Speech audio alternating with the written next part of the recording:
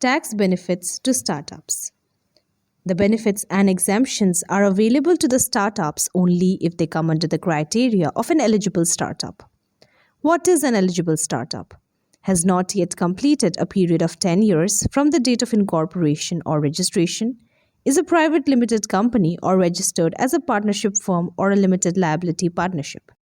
Has an annual turnover not exceeding Rs 100 crores for any of the financial years since its incorporation or registration, is working towards innovation, development, or improvement of products or processes or services, or if it is a scalable business model with high potential of employment generation or wealth creation. It is not formed by splitting up or reconstructing a business already in existence. 3-year tax holiday in a block of 10 years. The startup incorporated between April 1, 2016 till 31st March 2021 were eligible for this scheme. Budget 2021 extended the eligibility to 31st March 2022. The Finance Minister via Budget 2022 extended the eligibility to March 31st, 2023, which is an additional year for the startups. Such startups will be eligible for getting 100% tax rebate on profit for a period of 3 years in a block of 10 years, provided that annual turnover does not exceed Rs 25 crores in any financial year. However, only companies that are registered with the Department of Industrial Policy and Promotion are eligible to claim this benefit.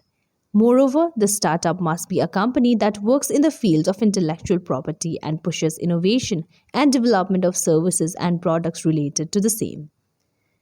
The only tax the startups must pay is minimum alternate tax, which is calculated on the revenue reflected on the book profit of the company.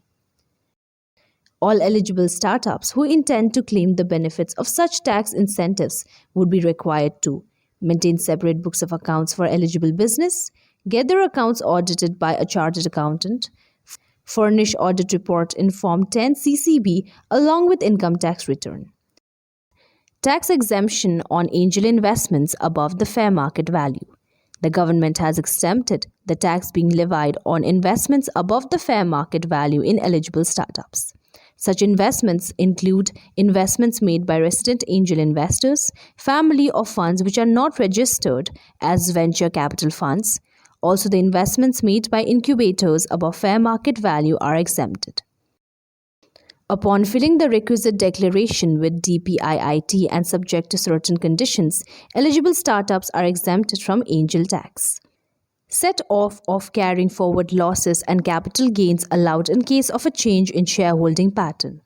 The carry forward of losses in respect of eligible startups is allowed if all the shareholders of such company who held shares carrying voting power on the last day of the year in which the loss was incurred continue to hold shares on the last day of the previous year in which such losses is carried forward.